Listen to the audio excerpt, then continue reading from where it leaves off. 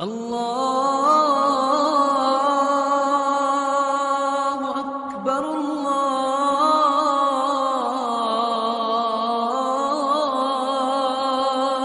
اکبر۔ تو ایک صحابی تھے حضور کے اور نابینا تھے،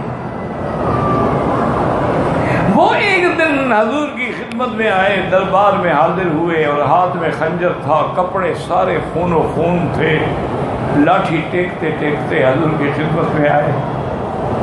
حضور نے فرمایا ماں پہ کہا کیا ہو گیا بھائی تمہیں؟ اس نے کہا یا رسول اللہ میری بیوی گستاخ رسول، اللہ نے مجھے اس سے 2 بچے دیے ہیں، حضور میرے بچے دیکھیں وہ لال ہیں، لال ہیروں کی طرح چمکتے ہیں، لیکن میری بیوی جو ہے وہ بڑی بد زبان اور گستاخ رسول ہے۔ میں نے بڑی کوشش کی سمجھانے کی، وہ بات نہیں آئی۔ آج میرے عشق اور محبت نے پھر یہ فیصلہ کر لیا، اس سرزمین پر یا وہ چلے گی یا میں زندہ رہوں گا تو میں چلوں گا۔ حضور جب اس کو نیند آئی، میں تو جاگ رہا تھا اور خنجر تیار رکھا تھا، اس کے سینے پہ بیٹھ کے میں نے خنجر مار مار کے اس کے بدن کو چھلنی کر دیا۔ وہ بدبخت مر گئی ہے، لاش پڑی ہوئی ہے، میں حاضر ہوں۔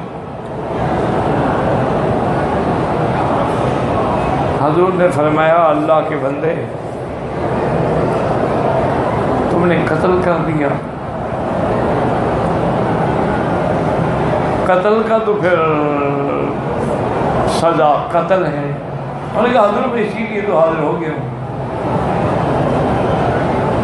کہ اگر میں نے قتل کیا ہے پھر اللہ جانتا ہے میں نے کیوں قتل کیا۔ آپ مجھے جو بھی سزا دیں، ابھی فیصلے ہو رہے تھے کہ اللہ کے قرآن نازل کر دیا کہ فلا وربک لا یؤمنون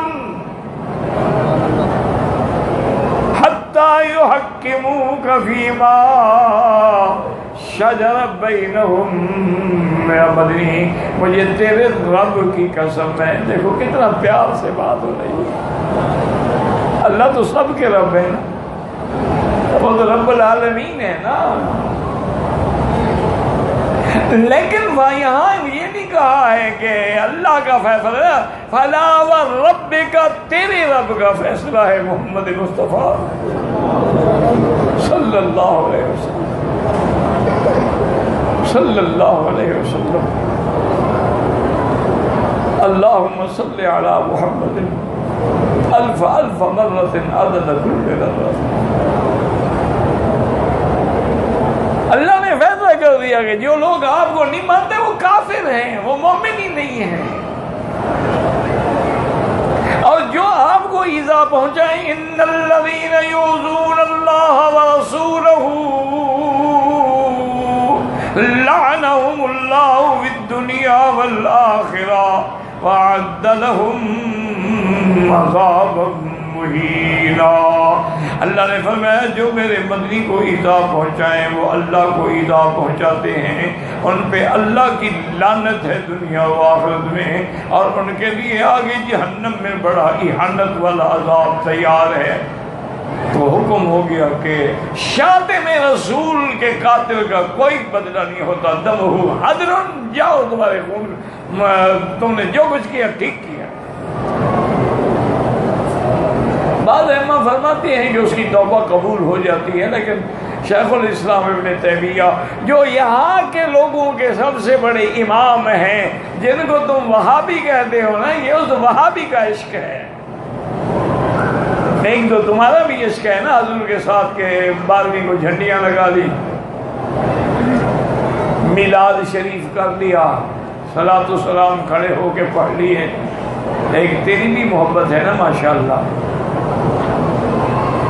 جن کو تم وہابی کہتے ہو ان کا عشق تو دیکھو وہ کیا کہہ رہا ہے، کہتے کہ حضور کا گستاخ ہو اور اس کے لیے معافی سے کوئی معافی۔ اِنَّا لِلَّهِ وَإِنَّا إِلَيْهِ رَاجِعُونَ۔ تو اس لیے حضور نے فرمایا کہ اگر آج وہ مطعم ابن عدی زندہ ہوتا نا تو حضور کسی کا احسان نہیں رکھتے نا، وہ تو رحمت للعالمین ہے۔ اللہ اکبر اللہ اکبر۔ ہاں جی کہاں آگے بھائی کوئی پتہ نہیں. لا حول ولا قوت الا باللہ.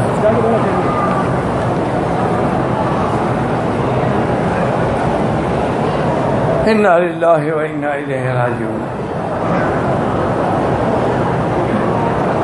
الاسارى لانه كان قد اجا رسول الله صلی اللہ علیہ وسلم یوم الجمعۃ طائفان اساطیر الاولین. کافر کہتے تھے یہ اللہ کا قرآن نہیں بلکہ یہ قصے کہانیاں ہیں جو مستورد ہیں. ایکتهم اقتبسها ويتعلم منها وَيَتْلُوهَا. یہ سابقہ قصوں کو لکھ کے اللہ کے پیغمبر ہم پہ پڑھتے ہیں. وَهَذَا هُوَ الْكِذْبُ الْبُهْتُ. یہ اتنا بڑا کھلا جھوٹ ہے. اللہ نے فرمایا کہ بدبخت کہتے ہیں کہ قصے کہانیوں کی کتاب ہے. قَالُوا أَسَاطِيرُ الْأَوَّلِينَ اكْتَتَبَهَا فَهِيَ تُمْلَىٰ عَلَيْهِ بُكْرَةً وَأَصِيلًا. آپ کو صبح و شام یہ قصے لکھائے جاتے ہیں اور پھر پڑھ کے آپ سناتے ہیں کہ یہ اللہ کا قرآن ہے. فرمایا ظالمو قُلْ أَنزَلَهُ الَّذِي يَعْلَمُ السِّرَّ فِي السَّمَاوَاتِ وَالْأَرْضِ إِنَّهُ كَانَ غَفُورًا رَحِيمًا. یہ میرا مدنی نہیں بنا تھا بلکہ اس خدا نے اتارا ہے, اس رب نے اتارا ہے جو آسمانوں اور زمینوں کے بھید بھی جانتا ہے. اور آگے فرما دیا إِنَّهُ كَانَ غَفُورًا رَحِيمًا. جب وہ سب کچھ جانتے ہیں, ان کی گستاخیوں کو بھی جانتے ہیں, پھر ان پہ عذاب کیوں نہیں آیا؟ فرمایا وہ بخشنے والا بھی تو ہے, وہ بھی حربان بھی تو, رحمت والا بھی تو ہے. اللہ لمن تاب الیہ واناب فانہ یتقبل منہ ویصفح. جو بھی توبہ کرے گناہوں سے, اللہ کی طرف رجوع کر لے, اللہ تعالیٰ اس سے درگزر کر دیتے ہیں, اللہ تعالیٰ اس کو معاف فرما دیتے ہیں. اس لیے حضرت رومی رحمت اللہ علیہ نے فرمایا بندے غور کرو تیرے پیٹ کے اندر کتنی بڑی گندگی ہے, پیشاب ہے, پخانہ ہے, کتنی بڑی گند ہے کہ ذرا سی بھی ہوا نکلے تو بدبو پھیل جائے. لیکن اس نے تجھے رسوانی کیا, پردہ دے کے چھپایا ہوا ہے. اسی طرح تیرے گناہوں کو بھی چھپایا.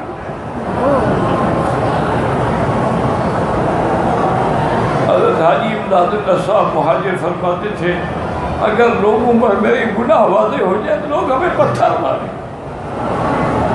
ہمارے ہاتھ نہیں چومیں گے.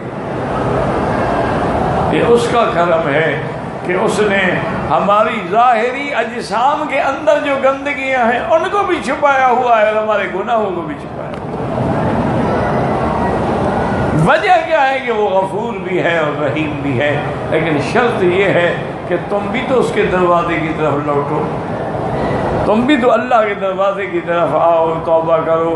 اور اس کے بعد فرماتے ہیں قاوز قالوا اللہم ان کان ھذا ھو الحق من عندک فامطر علینا حجارۃ من السماء فأتنا بعذاب علیم. ھذا من کثرۃ جہلہم وشدۃ تکذیبہم وعنادہم وعدوہم.